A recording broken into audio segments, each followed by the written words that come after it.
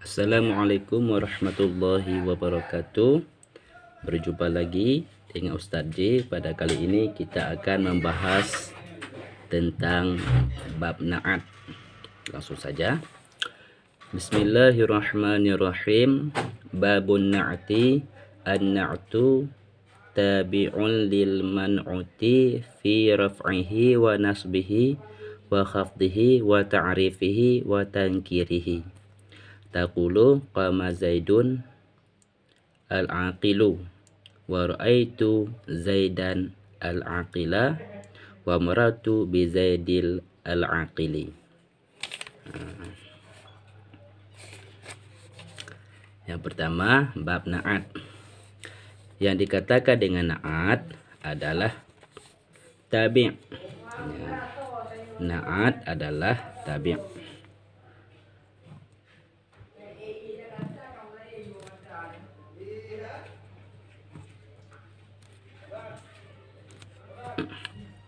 Na'at adalah tabi'. Yang dikatakan dengan tabi' adalah mengikuti kalimat sesudahnya, mengikuti baris kalimat sesudahnya. Contoh,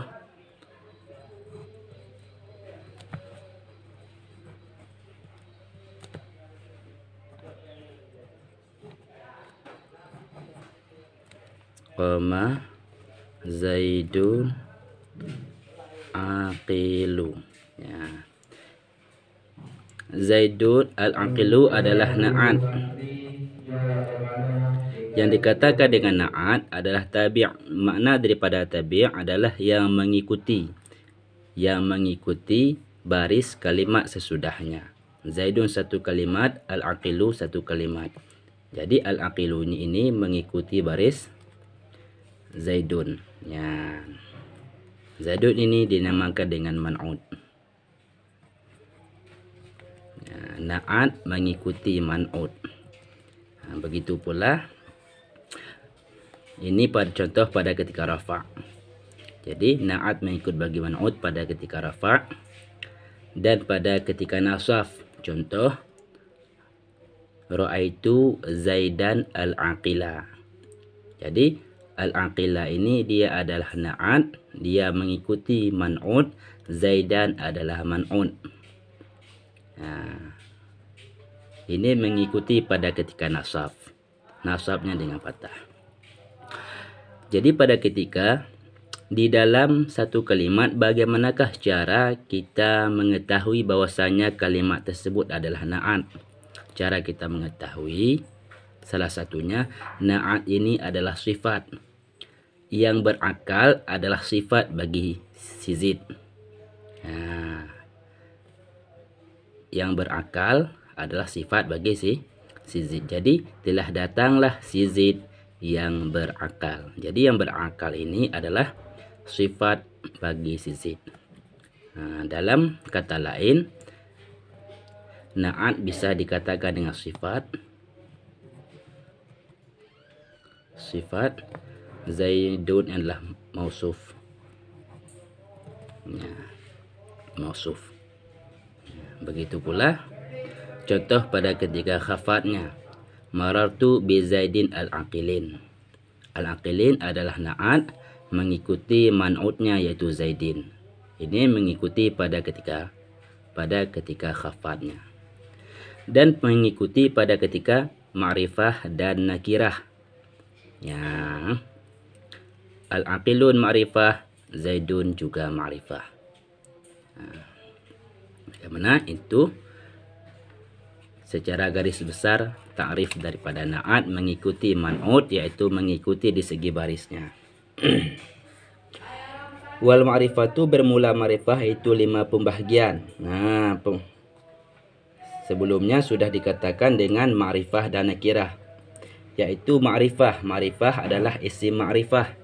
Isim ma'rifah ada 5 segala pembagian. Yang pertama ma'rifah dengan isim mudmar. Contoh ana. Ana ini dinamakan dengan isim dhamir. Dan anta. Ya, huwa, huma, hum, ya, huma, hunna, anta, antum, antum, anti, antum, antuna, anna, nahnu. Itu dinamakan dengan isim dhamir. Isim dhamir adalah ma'rifah. Dan isim alam. Ya, isim alam adalah nama suatu benda. Zaidun adalah nama benda. Dan Makata adalah nama suatu kota. Jadi nama benda itu dinamakan dengan isim alam. Isim alam digolongkan dalam isim ma'rifah. Dan isim mubham seperti haza, hazihi, ini, haza, hazihi, itu dinamakan dengan isim alam. Dan haulai. Dan isim alazi dan isim-isim yang beralif dan lam. Jadi isim-isim yang beralif dan lam itu dinamakan dengan isim ma'rifah. Al-aqilu adalah isim ma'rifah. Ma'rifahnya dengan alif dan lam. Isim-isim yang beralif dan lam dinamakan dengan isim ma'rifah. Zaidun ini juga ma'rifah. Ma'rifahnya dengan isim alam. Zaidun ma'rifah dengan isim alam. Al-aqilu ma'rifah dengan alif dan lam. Jadi na'at dengan man'ut sama-sama ma'rifah. Kalau misalnya man'utnya nakirah, tidak boleh menjadi na'at, karena syarat daripada na'at adalah antara na'at dengan man'ut sama-sama ma'rifah. Dan seterusnya ghulamun. Ghulamun adalah ma'rifahnya dengan alif dan lam. Ghulamun. Dan barang-barang yang idhafahkan kepada yang satu daripada ini yang empat. Contoh,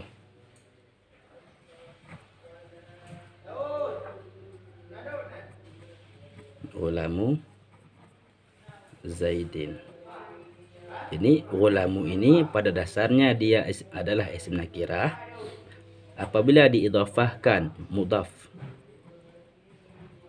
kepada isim ma'rifah, maka ghulamu ini menjadi pangkat isim ma'rifah. Seterusnya nakirah. Nakirah adalah kullu ismi syai'in fi jinsihi la yakhtassu bihi wahidun duna akhara. Tiap-tiap isim yang melengkapi pada jenisnya tidak terkhusus dengan yang satu keadaan yang lain. Contoh,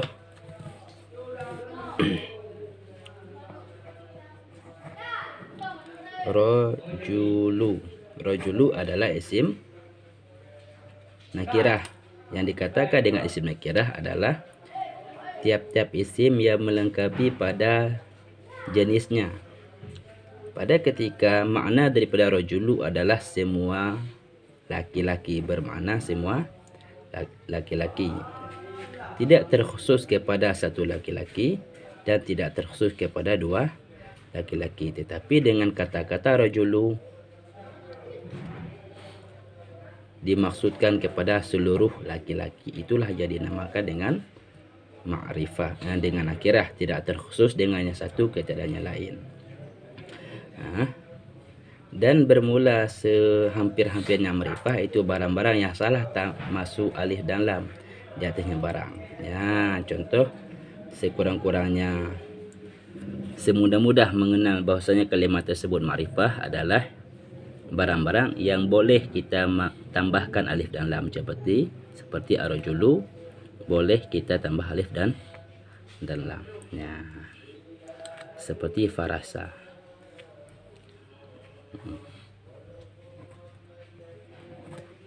Farasa adalah bermakuda. Pada ketika kita mengatakan kuda, tidak terkhusus kepada satu kuda, dua kuda, tiga kuda, tidak terkhusus kepada kuda milik si Zaid, milik si Umar, dan milik si Bakar, tetapi terkhusus kepada seluruh kuda. Maknanya adalah seluruh kuda, dan al-farasa ini boleh dimasukkan alif dan lam. Al-farasa. Wallahu a'lam bishawab.